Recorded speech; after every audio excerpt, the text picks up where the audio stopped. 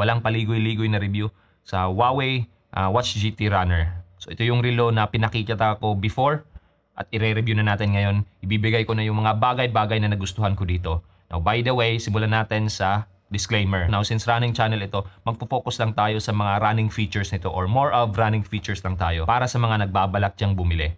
Although this is also a smartwatch, pero yun nga, running features tayo, more magpo-focus. So simulan natin sa unang nagustuhan ko dito.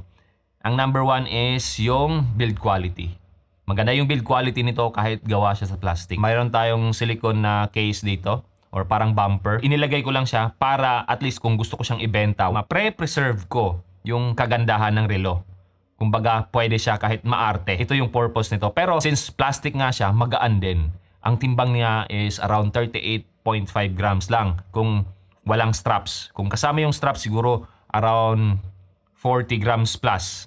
So, magaan pa rin siya relative sa ibang Huawei. Especially kung GT5, mabigat yon.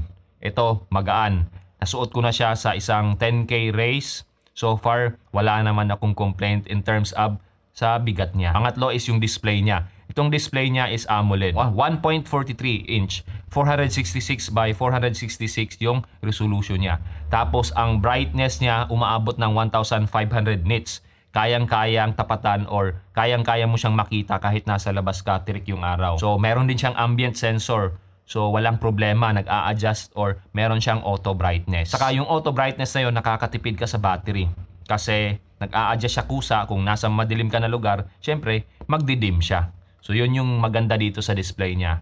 Saka yun nga AMOLED. Napakaganda ng black saka saturated yung kulay. Now since na-mention ko kanina yung battery capacity naman ito is 450 mAh. So kaya nitong umabot ng hanggang 14 days kung light usage lang. Kung heavy user ka naman, ginagamit mo siya with GPS, tumatakbo ka, around 7 days. Now based on my actual experience, around 5% yung nakukuha niya or nadidrain niya kung gumagamit ako ng GPS, tumatakbo ako sa labas every 1 hour. So kumbaga kung 4 na oras kang tumatakbo, roughly around 20% yung mababawas niya. Good enough pa rin yun para sa akin. Hindi ka kailangang mag-charge nito araw-araw. So goods na good siya in terms of battery life. Now nakalimutan ko rin i-mention kanina, pagdating sa build quality, pwede siyang mabasa sa ulan, maliligo ka sa banyo, or mag-swimming. Huwag mo lang talagang i-deep dive. Kung swimming lang, nasa ibabaw ka lang, walang problema.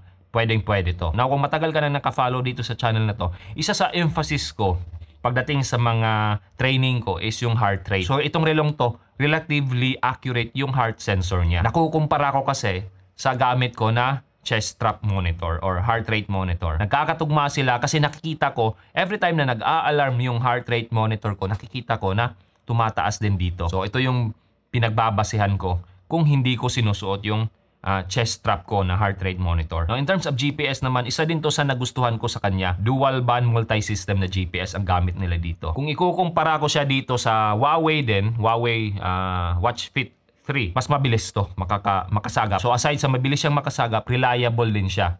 Base sa mga naging runs ko, sa mga training ko, reliable yung makikita ko or nakikita ko ditong mapping ng aking or tracking ng aking mga takbo. Pero gusto ko lang i-emphasize na pagdating sa syncing natin, kung isi-sync natin siya sa Strava, usually talagang meron siyang pagkakaiba.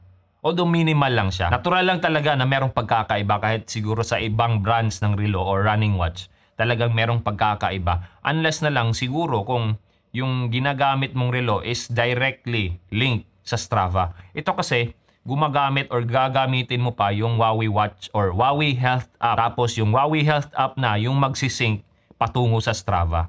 So, ang gagawin mo lang is i-authorize mo siya sa settings. Now, another thing na nagustuhan ko dito sa relong to is meron siyang 2 buttons. Now, ito programmable, itong isa dito sa gilid. Ito yung ginagamit ko para sa mga workout ko. Kung gusto kong tumakbo, ito yung ipipress ko. By the way, touchscreen to ha. So, napaka-responsive ng touchscreen niya. Kunwari, kung gusto mo nang i-stop yung workout mo or pagtakbo mo, press mo lang tong upper button niya, yung crown niya. Meron kang option to stop or to pause. Nakakatulong kasi siya para sa akin kasi kung ikukumpara ko dati sa Huawei Watch Fit SE ko, hindi siya ganun ka-responsive pag pinapawisan na ako. Ito, pag meron kang button, syempre, magre-response pa rin siya kahit pawis ka na. Ang kagandahan pa nito is meron din siyang speaker. Pwede kang maglagay ng music. Now, hindi ko sinasabing gumagamit ako ng music or tumatakbo ako na merong music kasi yun nga nasabi ko dati na hindi talaga ako fan ng pakikinig ng music while running. Although nagsimula ako dati na ganun, pero ngayon hindi na. Ang pinagagamitan ko ng speaker nito is para sa metronome, para sa cadence ko na 180. So dito maririnig mo yung beat na 180 or 180 BPM para meron kang guide sa 180 steps per minute. Although di ko sinasabi na dapat 180 steps per minute ka, pero at least meron kang guide kung gusto mong ma-achieve yung ganong cadence. Meron ka ding smart companion dito. Pag sinabing smart companion, para siyang AI na habang tumatakbo ka, merong mag-a-update sa'yo kung ilang kilometro ka na, ilan yung split time mo, ilan na yung heart rate mo. Tapos, kung nakalagay or meron kang nilagay na goal na oras per kilometer, magre-remind din siya sa'yo. Sasabihin sa'yo na, oy, behind ka. Or pwede rin, or ahead ka sa companion mo, sa speed na naset mo. Kunwari, doon sa tinakbo ko sa Maasin City last Sunday, sinet ko siya ng around 5 minutes per kilometer. Yung smart companion ko. Bale, yun yung pacer ko. So naririnig ko kung behind ako. Nakakatulong to para meron kang idea kung gaano na siya or gaano kakabilis. Nasa isip ko baka kaya kong mag sub 50. So nilagay ko sa 5 minutes per kilometer. Unfortunately hindi ko na kaya. Pero nag-PR pa rin naman ako ng 51 minutes sa 10K. Saka yung smart companion mo, nagre-remind din yon kung lalampas ka na sa nakaset mo na heart rate. Itong relo kasi na to, pwede kang mag-set ng heart rate zone mo. Sa akin, nakaset ako ng around 130 to 150 beats per minute. So kung lalampas na siya, kung wala akong chest heart rate monitor, mag-a-alarm din siya or magre-remind yung smart companion mo na masyado or lampas ka na. Meron din siyang AI para sa training plans mo. Although hindi ko siya ginagamit, pero at least meron kung gusto nyong gamitin.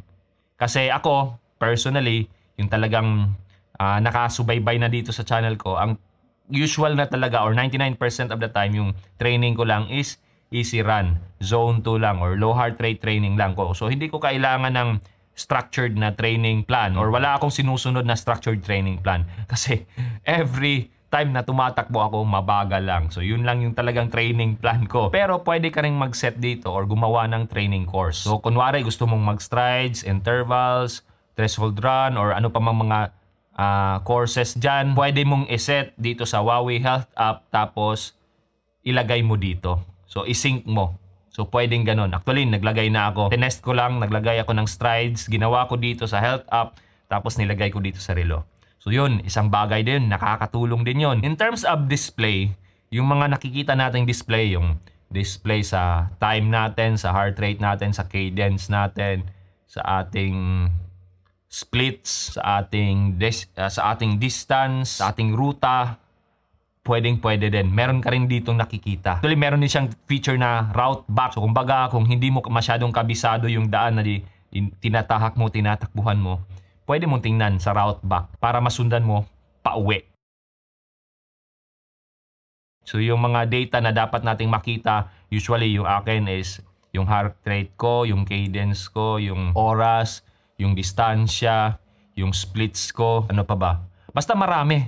Pwede mong i-customize. Hanggang 6 na data sa isang screen or sa isang displayhan niya, pwede mong makita. So malaking bagay na yon para sa akin kasi at least hindi ko na kailangang mag-scroll pa. Now, nakalimutan kong i-mention kanina na itong relong to kaya ding mag-connect sa chest heart rate monitor ko. Pwedeng gamitin ko yung heart rate sensor ko or chest heart rate sensor ko.